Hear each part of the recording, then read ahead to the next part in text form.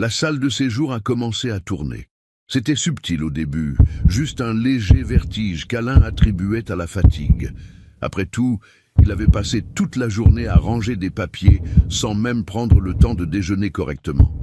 Mais ensuite, la sensation s'est aggravée. Les murs de l'appartement semblaient se refermer sur lui. L'air est devenu lourd, difficile à respirer. Son cœur s'est emballé d'une façon qui l'a effrayé. « Alain, vous allez bien ?» Il a entendu la voix de Margot, sa voisine du dessous, comme si elle venait de très loin. Il a essayé de répondre, mais les mots ne sortaient pas.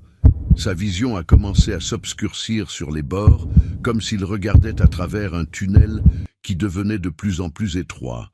Il s'est accroché à la table, mais ses jambes étaient trop faibles. « Il faut que je prenne l'air », a-t-il réussi à murmurer. Il n'a pas attendu de réponse. Il a attrapé son manteau avec des mains tremblantes et a titubé vers la porte. Margot s'est levée, inquiète, mais il n'arrivait pas à saisir ses paroles. Il savait seulement qu'il devait sortir de là, qu'il avait besoin d'air, d'espace, de n'importe quoi qui le ferait respirer normalement à nouveau. Le couloir semblait interminable. Chaque pas était un effort monumental. Finalement, il a atteint la porte de sortie de l'immeuble et l'air frais de l'après-midi parisien l'a frappé comme une vague. Mais, au lieu de se sentir mieux, ses jambes ont simplement cédé. Il y avait un banc dans le petit jardin en face de l'immeuble. C'est là que son corps s'est dirigé, plus par instinct que par choix. Il s'est effondré sur le banc, en fonte, son manteau tombant à côté de lui. Le monde continuait à tourner. Son cœur battait de façon irrégulière et une sueur froide coulait sur son front.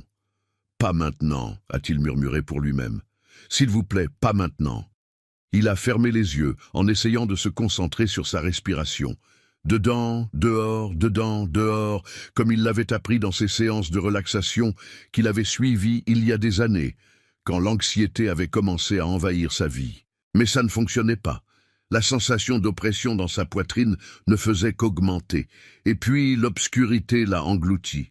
On ne sait pas combien de temps s'est écoulé.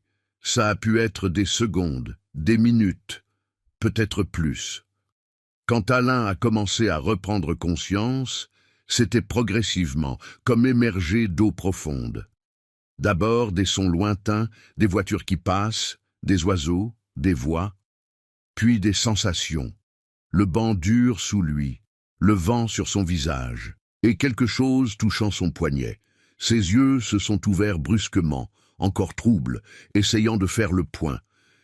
Il y avait quelqu'un penché sur lui, une femme âgée, cheveux gris attachés en chignon, vêtements élégants mais simples. Et elle était en train de toucher son alliance. « Qu'est-ce que vous faites ?» La voix est sortie rauque, effrayée. Il a essayé de retirer son bras, mais il était encore faible. « Ma femme m'a donné ça. Partez. Laissez-moi tranquille. » Panique. C'était de la panique pure qu'il ressentait. Cette alliance, un anneau d'or avec une inscription à l'intérieur, était l'une des dernières choses que Sylvie lui avait données. Sa femme, sa défunte épouse. Porter cette alliance, c'était comme la garder près de lui, même 4 ans après son départ. La femme n'a pas reculé. Au contraire, ses yeux, incroyablement doux pour quelqu'un qui l'accusait de vol, l'ont fixé avec une intensité troublante. « Calmez-vous, monsieur. » Sa voix était douce, posée. « Je n'essaie pas de vous voler. J'essaie de vous aider. » « M'aider ?» En essayant de retirer mon alliance. Il a réussi à s'asseoir, bien que sa tête soit encore étourdie. « Ne me touchez pas. » Elle a finalement lâché son poignet, mais ne s'est pas éloignée. Elle est restée là, accroupie devant lui, avec cette expression qui était un mélange étrange d'inquiétude et de connaissance, comme si elle savait quelque chose qu'il ne savait pas. « C'est pour ça que vous vous sentez si mal, » a-t-elle dit doucement, en montrant l'alliance. « Regardez, de quoi parlez-vous » Sa voix est sortie plus forte qu'il ne le voulait. Quelques personnes qui passaient sur le trottoir ont regardé dans leur direction. « Regardez » a-t-elle répété cette fois avec plus de fermeté, et puis elle a pris son poignet à nouveau, avec précaution, respectueusement, et l'a tourné de façon à ce qu'il puisse voir l'intérieur. Là où l'alliance était en contact direct avec sa peau, Il y avait une rougeur, une irritation qu'il n'avait pas remarquée auparavant parce qu'il n'enlevait jamais l'alliance. Jamais. Ce n'est qu'une irritation de la peau, a-t-il commencé. Mais sa voix a failli. N'est-ce pas, a-t-elle dit. Regardez le métal. Voyez comme il est terni. Alain a regardé de plus près. Elle avait raison. Le métal doré de l'Alliance, qui avait toujours été brillant, avait une coloration verdâtre par endroits. Et la peau en dessous. Vous faites une réaction allergique, a expliqué la femme. Probablement pas à l'or, mais à un autre métal mélangé dedans. Du nickel peut-être. Ça arrive plus souvent que les gens ne l'imaginent. Et quand la réaction est chronique, quand vous portez le bijou tous les jours sans jamais l'enlever, le corps commence à réagir d'autres façons. Vertige, a-t-il murmuré, commençant à comprendre. Difficulté respiratoire. Exactement. Le corps est dans un état constant de réponse inflammatoire. C'est subtil. Vous ne le remarquez pas au quotidien, mais ça s'accumule. Et puis, dans des moments de stress ou de fatigue, tout remonte à la surface d'un coup. Alain a regardé cette femme étrange, essayant d'assimiler ce qu'elle disait. Comment savait-elle cela? Pourquoi s'en souciait-elle? Qui êtes-vous? A-t-il finalement demandé. Un sourire triste a traversé son visage. Quelqu'un qui a déjà perdu des êtres chers et qui a appris que parfois la façon dont nous essayons de les garder près de nous peut nous faire plus de mal que de bien. Ces paroles l'ont frappé comme un coup de poing dans l'estomac. Il a regardé l'alliance, ce symbole de l'amour de Sylvie, ce morceau de métal qu'il jurait de ne jamais enlever, parce que l'enlever serait comme la perdre à nouveau. « Je ne peux pas », a-t-il murmuré. « Je ne peux pas l'enlever, c'est tout ce qui me reste d'elle. » La femme s'est assise à côté de lui sur le banc, les yeux fixés sur l'horizon. « Ce n'est pas l'alliance qui garde sa mémoire vivante, » a-t-elle dit doucement. Ce sont les souvenirs dans votre cœur, les leçons qu'elle a laissées, l'amour que vous avez partagé. Ça, personne ne peut vous l'enlever. Que vous portiez ou non un morceau de métal au doigt. Des larmes ont commencé à couler sur le visage d'Alain. Pas seulement pour l'alliance, mais pour tout ce qu'elle représentait. Pour Sylvie, pour tout ce qu'il avait perdu quand elle est partie, pour comment sa vie s'est effondrée après, pour comment ses enfants se sont éloignés, pour comment il était devenu l'ombre de l'homme qu'il était. « Je m'appelle Alain », a-t-il finalement dit, la voix étranglée. « Et vous avez raison, je ne me sentais pas bien depuis des semaines, des mois en fait. Mais je pensais que c'était juste la vie, la fatigue, l'âge. L'âge n'est pas une excuse pour se sentir mal tout le temps, a-t-elle répondu. Je m'appelle Madeleine, et je sais de quoi je parle. J'ai eu 68 ans aussi. D'ailleurs, j'ai eu beaucoup d'âge. » Elle a souri, et il y avait quelque chose de réconfortant dans ce sourire. « Enlevez l'alliance, a-t-elle dit gentiment, juste pour aujourd'hui.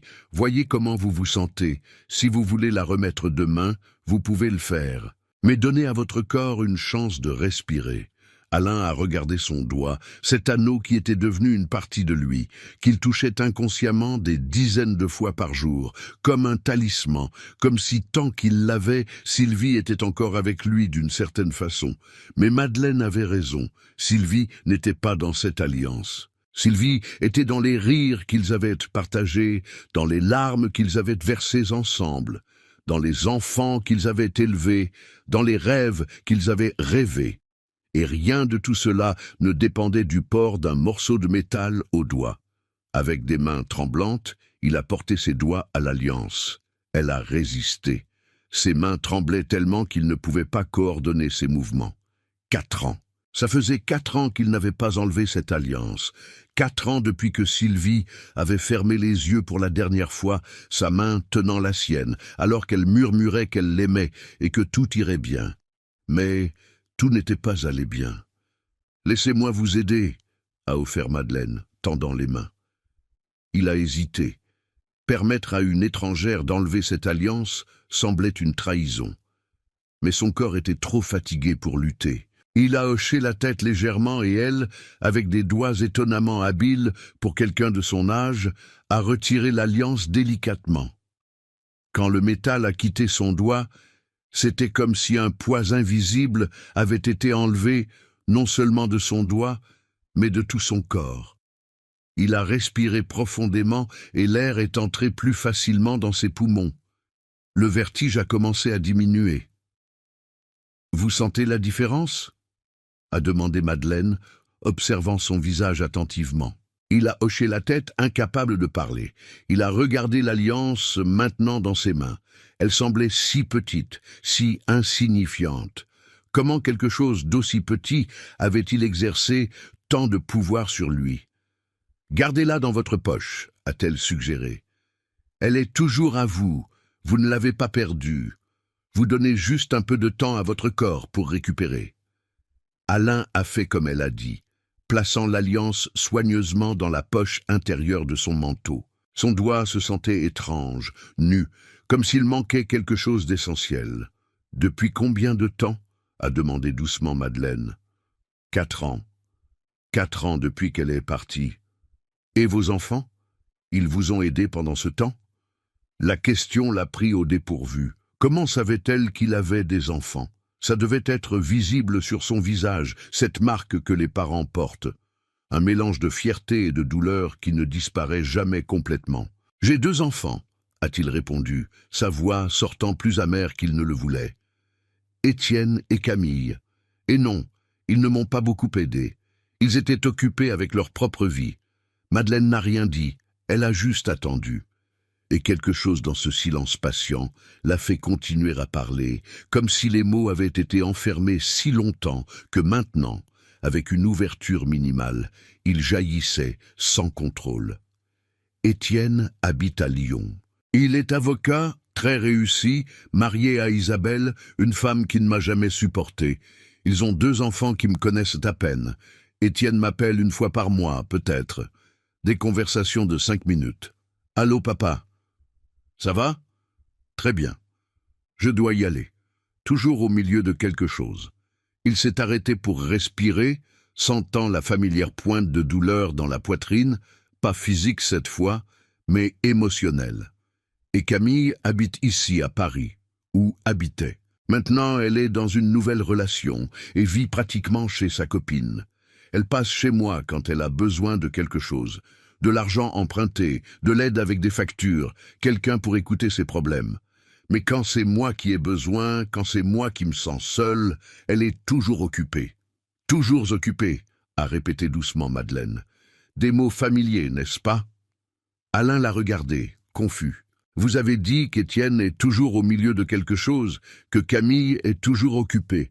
Mais dites-moi, Alain, quand ils étaient enfants, quand ils avaient besoin de vous, étiez-vous toujours disponible? » Bien sûr que oui. La réponse est sortie automatique, défensive. J'étais père, c'était mon devoir d'être là pour eux. Et maintenant qu'ils sont adultes, qu'ils ont aussi des responsabilités, des engagements, leur propre vie à construire, vous attendez la même chose d'eux? Il est resté silencieux. La question était simple mais portait un poids qu'il ne voulait pas examiner de trop près. « Ce n'est pas la même chose », a-t-il finalement murmuré. « Ce sont mes enfants. Je les ai élevés, j'ai tout sacrifié pour eux. Sylvie et moi avons travaillé comme des fous pour leur donner tout ce que nous n'avions jamais eu. Éducation, opportunité, confort. Et maintenant que c'est moi qui ai besoin, ils ont simplement disparu. » Madeleine a hoché la tête, mais il y avait quelque chose dans ses yeux qui semblait voir à travers lui, à travers les mots, jusqu'aux vérités qu'il ne voulait pas admettre, même à lui-même. « Parlez-moi de quand Sylvie est morte, » a-t-elle dit. « Comment ont-ils réagi ?» Le souvenir est venu comme une vague, l'hôpital, cette odeur de désinfectant et de mort, les appareils qui bipaient de plus en plus lentement jusqu'à finalement s'arrêter. Étienne était arrivé le lendemain. Il avait dû prendre un train, avait-il expliqué. Il n'avait pas pu venir avant. Camille était là, mais au téléphone la moitié du temps, organisant les funérailles, s'occupant de la paperasse, toujours en mouvement, ne s'arrêtant jamais pour vraiment ressentir. « Ils sont venus aux funérailles », a-t-il finalement dit. « Étienne est resté 3 jours. Camille m'a aidé avec les arrangements, avec toute la bureaucratie. Et puis la vie a continué. Pour eux, du moins. Et pour vous. Pour moi, la vie s'est arrêtée. Les mots sont sortis dans un murmure. Tout ce que j'étais, tout ce qui avait du sens, était lié à Sylvie. Nous étions mariés depuis 42 ans. Elle était ma meilleure amie, ma compagne, mon tout. Et soudain, elle n'était plus là. Et je ne savais pas qui j'étais sans elle. Et vos enfants ont-ils remarqué cela? Je ne sais pas. Peut-être. Mais ils géraient leur propre douleur. Je suppose. Ils ont perdu leur mère aussi. Mais vous n'avez jamais parlé avec eux de ce que vous ressentiez, n'est-ce pas? Alain a regardé Madeleine, gêné par la précision de ses questions. Comment savait-elle? Non, a-t-il admis. Je ne voulais pas être un fardeau. Ils avaient leur propre vie, leurs propres problèmes. Étienne était au milieu d'une affaire importante au travail. Camille était en train de terminer une relation difficile. Je ne voulais pas ajouter ma douleur à la leur. Alors vous avez souffert en silence. J'ai souffert en silence, a-t-il répété, les mots sonnant creux. Et eux, ne connaissant pas la profondeur de votre douleur, ont continué. Et vous avez interprété cela comme un abandon. Ils voulaient contester, dire qu'elle avait tort, que ce n'était pas si simple. Mais elle avait touché quelque chose de vrai, quelque chose qu'ils ne voulaient pas reconnaître.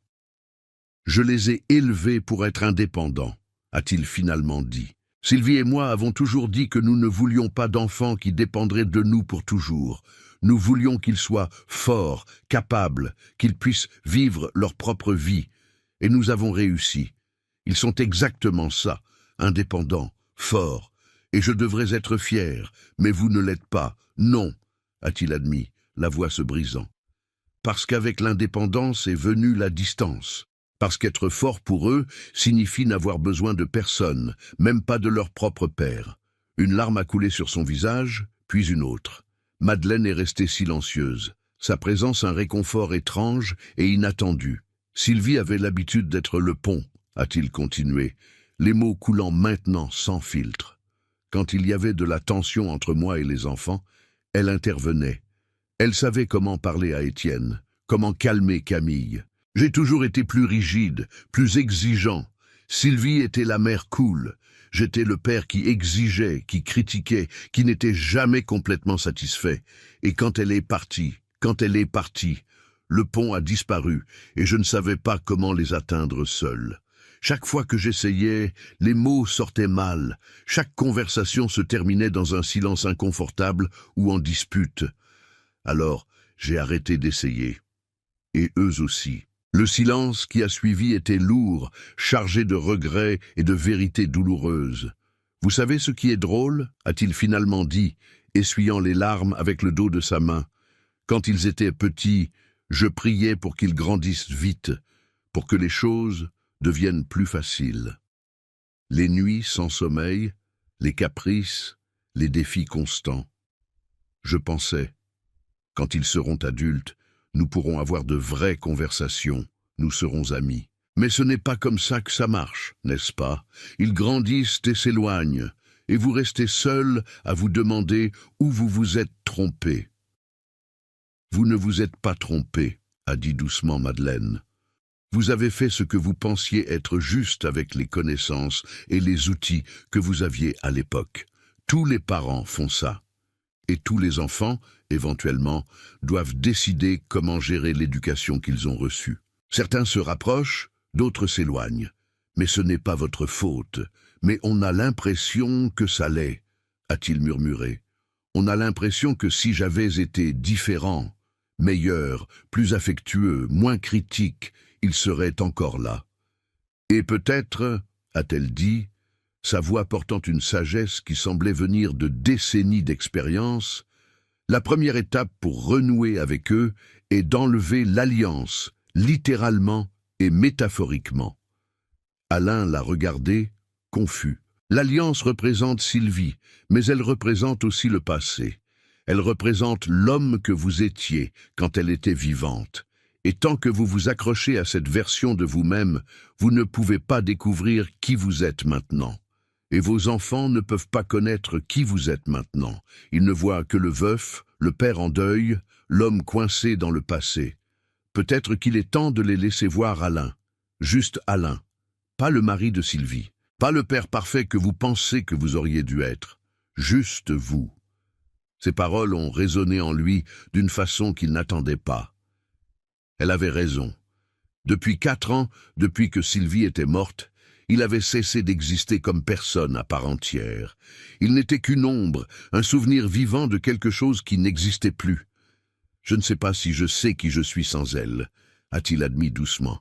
Alors, peut-être qu'il est temps de le découvrir. Madeleine est restée avec Alain sur le banc quelques minutes de plus, jusqu'à ce qu'elle soit sûre qu'il était assez stable pour rentrer chez lui. Quand elle s'est levée pour partir, il a retenu son bras. « Merci », a-t-il simplement dit, « d'avoir arrêté, de m'avoir aidé. La plupart des gens seraient simplement passés tout droit. » Elle a souri, ce sourire doux et triste à la fois. Tout le monde a besoin d'aide, parfois, Alain. Et parfois, l'aide vient des endroits les plus inattendus. Il l'a regardée s'éloigner sur le trottoir, le dos légèrement courbé, mais ses pas fermes. Elle a tourné au coin de la rue et a disparu. Et pendant un moment, il s'est demandé si cette rencontre avait été réelle, ou s'il avait tout imaginé dans son vertige. Mais son doigt nu lui rappelait que c'était réel, et la sensation de pouvoir respirer plus facilement aussi. Si vous appréciez cette histoire, n'oubliez pas de laisser un like, de vous abonner à Les Conseils de Papy, et de me dire en commentaire d'où vous nous regardez. Votre soutien compte énormément pour moi. Alain est rentré chez lui lentement, toujours en train de digérer la rencontre avec Madeleine. L'appartement dans le Marais l'accueillait avec son silence habituel. 4 ans. 4 ans de silence. Il a laissé son manteau sur le porte-manteau de l'entrée, touchant la poche où l'alliance reposait. Son doigt se sentait étrange, nu, exposé. Chaque fois qu'il regardait en bas et voyait l'absence du métal doré, une pointe d'anxiété le frappait. Il est allé à la cuisine préparer du thé.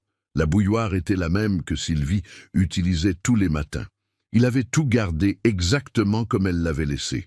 Ses tasses préférées sur l'étagère du haut, ses sachets de thé à la menthe qu'elle adorait, le petit vase avec des fleurs séchées qu'elle insistait à garder sur la fenêtre. Un sanctuaire, a-t-il réalisé soudainement. Il avait transformé tout l'appartement en sanctuaire. Pendant qu'il attendait que l'eau bouille, son regard est tombé sur une pile de courriers sur la table.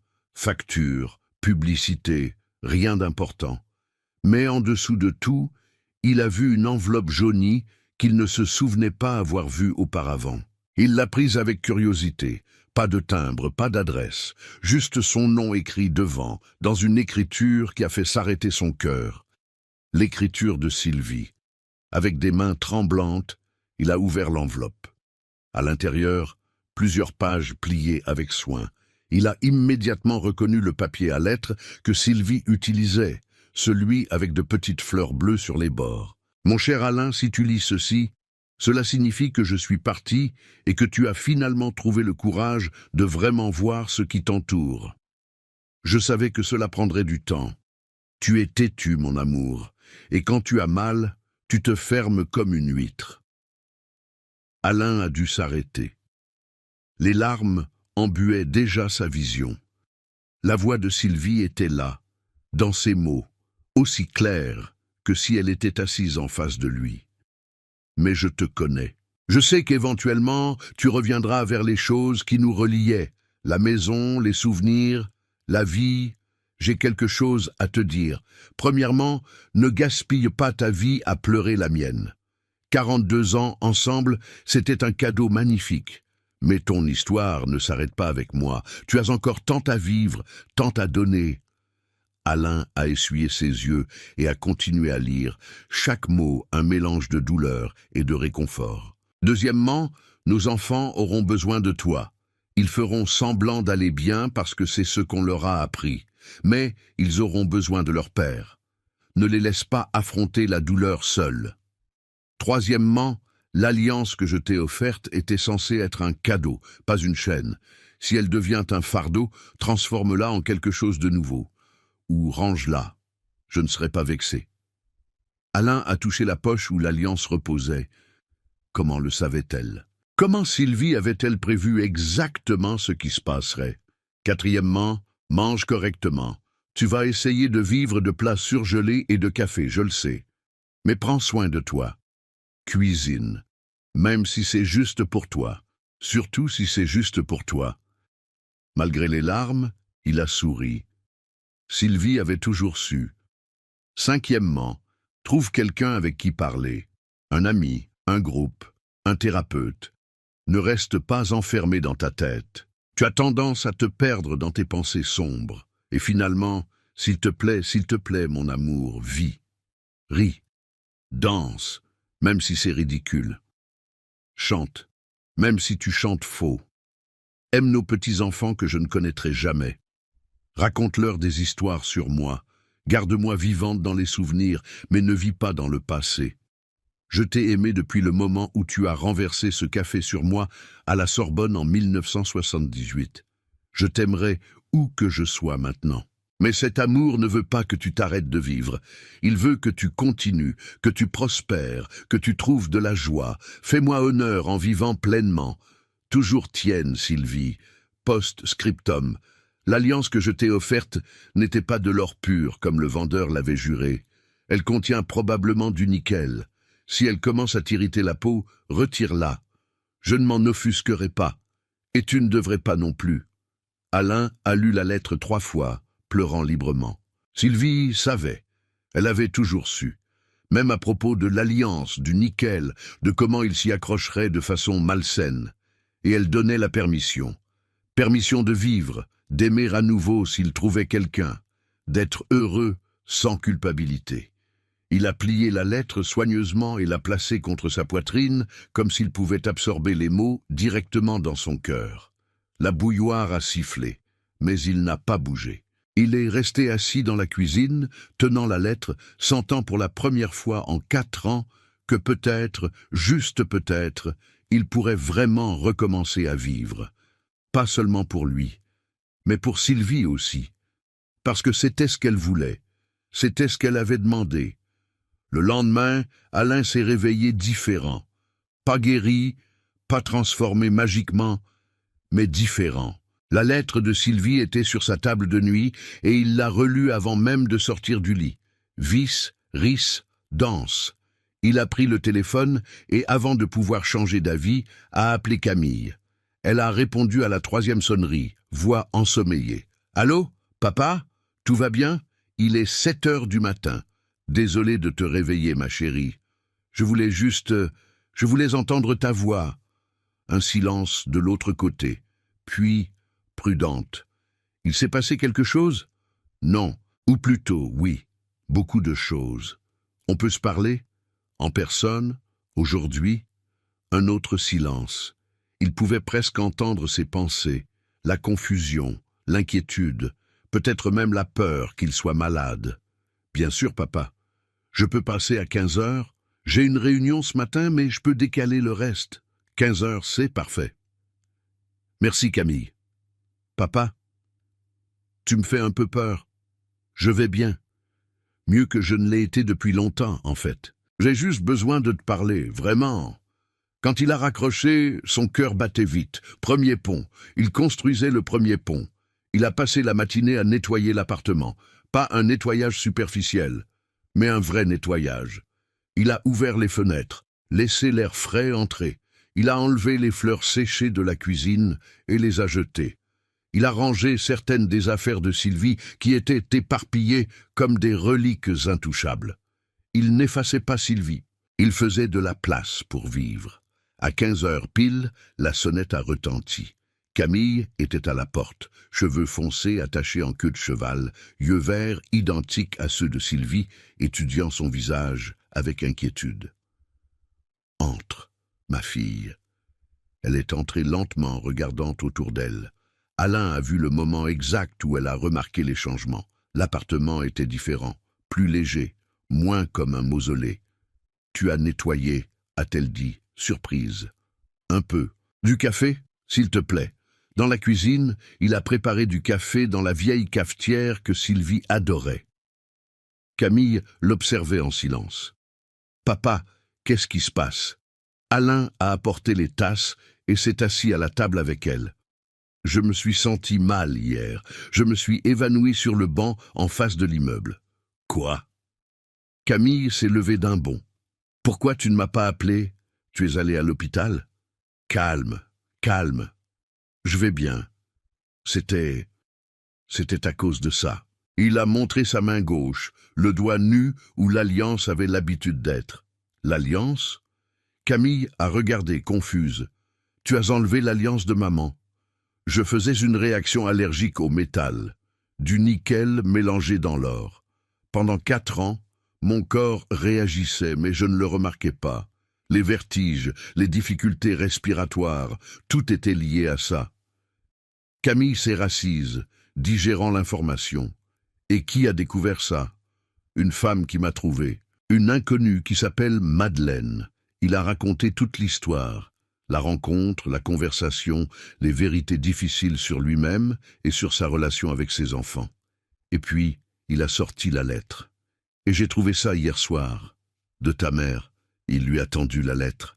Camille l'a lue en silence, des larmes coulant sur son visage. Quand elle a fini, elle a regardé son père avec une expression qu'il n'avait pas vue depuis des années. Vulnérabilité pure. Papa, je ne savais pas que tu souffrais autant. Tu n'as jamais rien dit. Je sais. Et c'était mon erreur. Je pensais que je vous protégeais, toi et Étienne. Mais en réalité, je vous ai fermé la porte. J'aurais voulu être là pour toi. Camille a essuyé ses yeux. Mais tu semblais si fermé. Chaque fois que j'essayais de parler, tu disais que tu allais bien.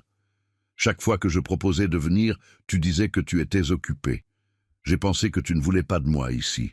Je voulais désespérément que tu sois ici. Mais je ne savais pas comment te le demander. Et puis le temps a passé, et ça semblait trop tard. Ce n'est jamais trop tard, a dit Camille doucement. Maman le dit dans sa lettre. Il n'est jamais trop tard pour recommencer. Ils ont parlé pendant des heures, vraiment parlé. Pas les conversations superficielles qu'ils avaient eues pendant 4 ans, mais de vraies conversations.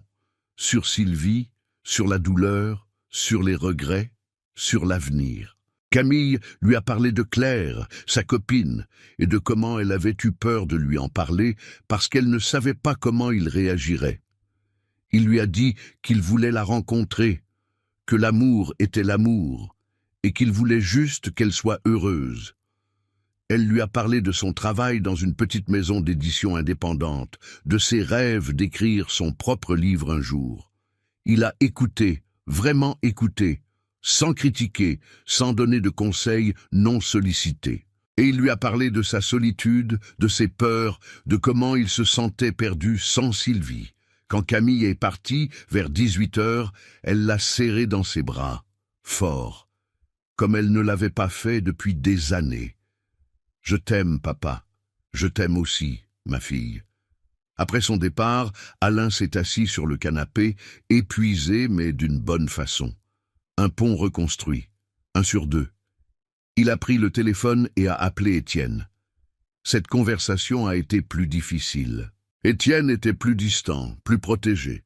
Mais Alain a persisté. Il a dit des choses qu'il n'avait jamais dites, qu'il était fier de lui, qu'il l'aimait, qu'il voulait faire partie de la vie de ses petits-enfants. Étienne a été sceptique au début, mais quand Alain a mentionné la lettre de Sylvie, quelque chose s'est adouci dans sa voix. « Je peux venir le week-end prochain avec Isabelle et les enfants », a-t-il finalement dit. « On peut parler. J'aimerais beaucoup ça. » Les semaines suivantes ont été une période d'ajustement. Alain a commencé à aller à un groupe de soutien pour le deuil, quelque chose qu'il avait refusé pendant 4 ans. Il a rencontré d'autres personnes qui comprenaient la douleur, qui savaient ce que c'était de perdre un partenaire de vie. Il a rejoint un club de lecture au centre communautaire du quartier. Le premier livre qu'ils ont lu était L'étranger de Camus, et il s'est retrouvé dans des discussions animées avec d'autres membres débattant de la philosophie existentielle et du sens de la vie. Madeleine était aussi dans le club. Ils sont devenus amis, se retrouvant parfois pour prendre un café après les réunions. Elle ne parlait jamais trop d'elle-même, mais écoutait toujours, avec cette attention bienveillante qui l'avait aidée ce jour-là dans le jardin. Camille venait dîner 1 fois par semaine, parfois avec Claire. Alain aimait bien Claire, son énergie joyeuse, la façon dont elle faisait rire Camille. Il voyait comment sa fille s'épanouissait dans cette relation. Étienne est venu avec sa famille le week-end promis. C'était maladroit au début. Des années de distance ne disparaissent pas en un jour. Mais Sophie et Lucas, ses petits-enfants, ont brisé la glace. Ils voulaient connaître leur grand-père, entendre des histoires sur Paris, sur leurs parents quand ils étaient jeunes. Alain leur a raconté des histoires sur Sylvie, comment elle riait si fort qu'elle en pleurait, comment elle dansait dans la cuisine en préparant le dîner, comment elle aimait les dimanches paresseux au lit avec un bon livre. Et en racontant ces histoires, il a réalisé que Madeleine avait raison. Sylvie n'était pas dans l'alliance, elle était dans ses souvenirs, dans ses histoires, dans l'amour qu'ils avaient partagé et qui continuait à travers leurs enfants et petits-enfants. Un mois après ce jour dans le jardin, Alain est retourné voir son médecin. Un vrai examen complet. L'irritation de la peau avait complètement disparu. Les vertiges aussi. Il dormait mieux, mangeait mieux. « Vous semblez en meilleure forme », a dit le médecin. « Qu'est-ce qui a changé ?»« J'ai enlevé l'alliance », a répondu Alain simplement. Le médecin a hoché la tête, comprenant. Parfois, les choses auxquelles nous nous accrochons sont exactement ce qui nous fait le plus de mal. C'était l'automne maintenant. Les feuilles tombaient dans les jardins du Marais, peignant les rues de rouge et d'or. Alain marchait plus, découvrait à nouveau la ville qu'il avait habitée toute sa vie, mais qu'il avait cessé de vraiment voir. Il s'est inscrit à un cours de cuisine au centre communautaire. Sylvie avait toujours été la cuisinière, et après sa mort, il avait survécu avec des plats préparés et des sandwichs. Maintenant, il apprenait à faire des coques au vin, des ratatouilles, des tartes tatin. Les autres élèves étaient un mélange varié, des jeunes professionnels voulant impressionner leurs dates, des retraités comme lui, cherchant de nouveaux hobbies, des célibataires fatigués de manger seuls.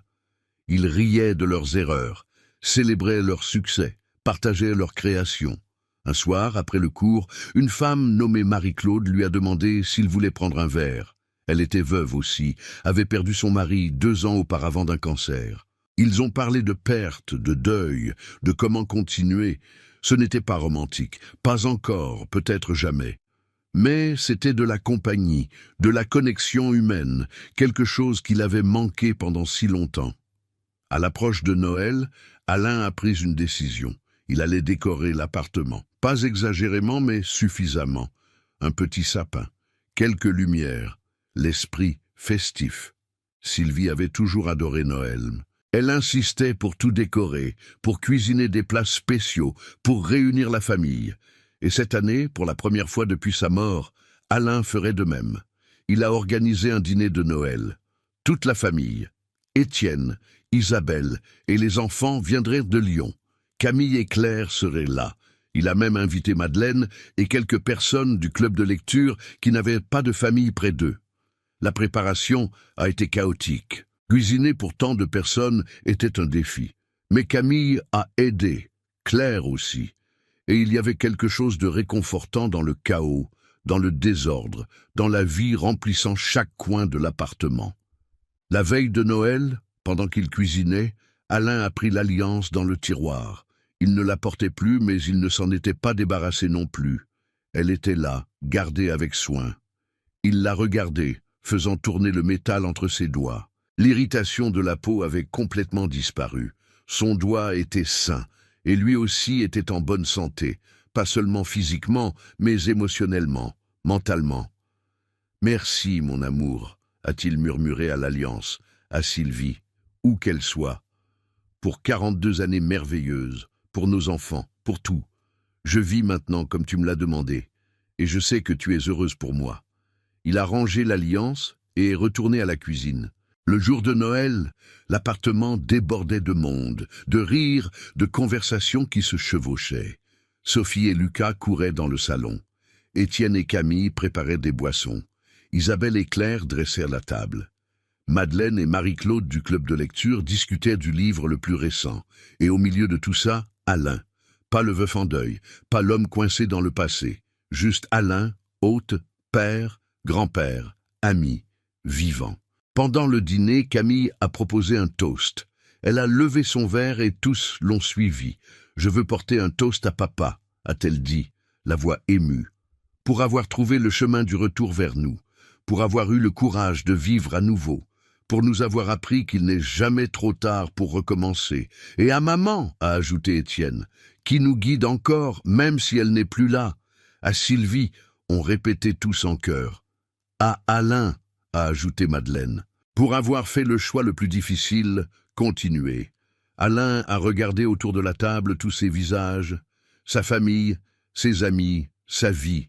Et pendant un moment, il a juré sentir la présence de Sylvie là. Pas de façon fantomatique, mais comme une chaleur, une approbation, un amour qui transcendait la mort. Il faisait ce qu'elle avait demandé, il honorait sa mémoire en vivant, et c'était exactement le cadeau qu'elle voulait. Un an après ce jour, dans le jardin, Alain était sur le même banc. C'était un après-midi de printemps, soleil brillant, ciel bleu.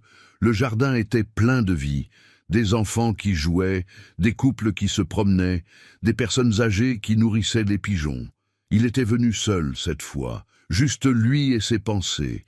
L'alliance était dans sa poche, mais pas à son doigt. Il n'avait jamais recommencé à la porter, mais il ne s'en était pas débarrassé non plus. C'était un rappel, pas une chaîne. Son téléphone a vibré, message de Camille. Le dîner ce soir tient toujours? Claire fait cette tarte que tu adores. Il a souri et a répondu « Parfait, j'apporte le vin ». Autre message, cette fois d'Étienne. « Papa, Lucas veut savoir s'il peut t'appeler après l'école pour parler de son projet de science. Tu as promis de l'aider. » « Bien sûr, je l'attendrai. » Il a rangé le téléphone et a regardé autour de lui. Ce jardin, ce banc, où tout avait changé. Il a pensé à Madeleine, qui continuait d'être une amie proche, au club de lecture, qui était maintenant une partie essentielle de sa semaine, aux dîners en famille, qui étaient réguliers et chaleureux, aux petits-enfants qui le connaissaient et l'aimaient vraiment. Il a pensé à Sylvie, qui ne cesserait jamais de faire partie de lui, mais qui ne le définissait plus. Et il a pensé à lui-même.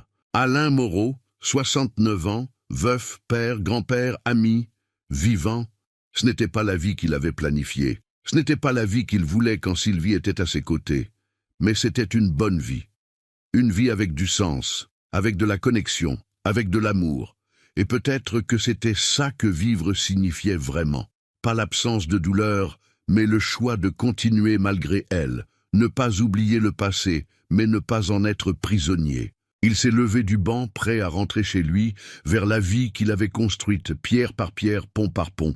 Et en marchant, il a pensé aux derniers mots de la lettre de Sylvie. « Fais-moi honneur en vivant pleinement. » Il le faisait maintenant, finalement. Vraiment. Et où que Sylvie soit, il savait qu'elle souriait. C'est une histoire sur les recommencements, sur comment il n'est jamais trop tard pour choisir de vivre, pour reconstruire des ponts, pour retrouver la joie après une perte dévastatrice, pour tous ceux qui portent un poids trop lourd, qui s'accrochent à des objets qui les blessent, qui ont construit des murs quand ils auraient pu construire des ponts, il n'est pas trop tard. L'alliance d'Alain était littérale, mais nous avons tous nos alliances métaphoriques. Des choses, des personnes, des souvenirs, des habitudes qui nous enchaînent au passé, qui nous empêchent de vivre dans le présent. Et parfois, nous devons avoir le courage de les enlever. Pas pour oublier, mais pour respirer.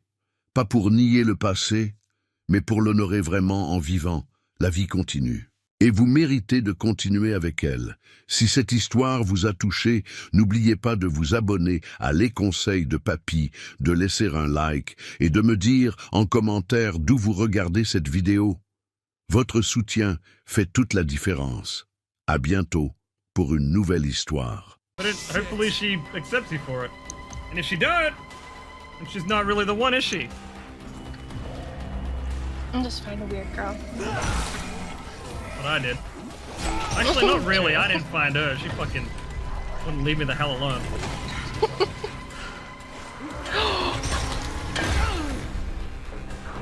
Oh. Whoopsie. Now she's stuck with my crazy ass. You're stuck with me. Get this piece of shit. Yeah, what are you gonna swing at now, huh? Dumb bitch. Okay. Oh, I see what you mean. Not like about being out of her chairs. How funny is it?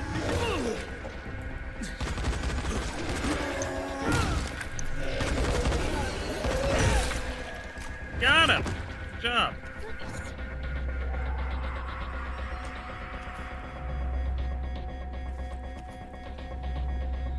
Downstairs. But it is really nice to see you again, by the way, man. Honestly, it's been quite a bit. I feel like we don't really get to hang out anymore.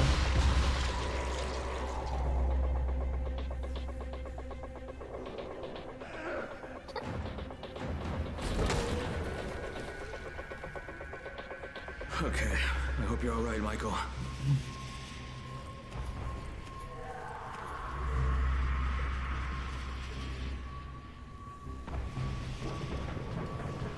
You reckon Michael's dead? Is this what we're meant to do? Maybe not. I feel like there was an orange thing up here. Oh, you were right. I don't know where his detonator is. It's meant to be in his room. I just picked it up. What do I do with it now? Oh, okay. Now we go down. Ah.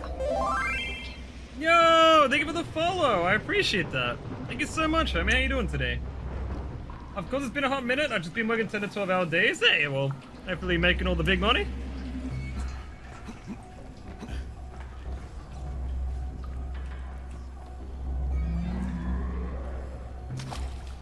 We've just been flooding. You haven't missed much. We're just going broke and trying to fucking not have our house float away into the ocean. That's all. Oh my god! Alright.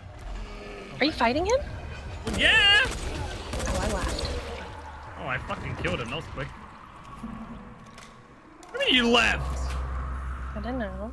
Oh my god, okay. I didn't know we were meant to. Long time no see. How have you been? Pretty good, man. How you doing, Morph? Thank you so much for being here, homie. I think we're going up there. Oh, okay. I see. Is Dying Light good? I played Dead Island and almost finished it. I will tell you right now, Dying Light is what it is because of Dead Island. Pretty much, Dying Light is Dead Island but better, and it's thanks to the fact that we got Dead Island in the first place as to why we ended up getting Dead Island. Sorry, Dying Light. And I will say, dude, you will have a lot of fun on this game.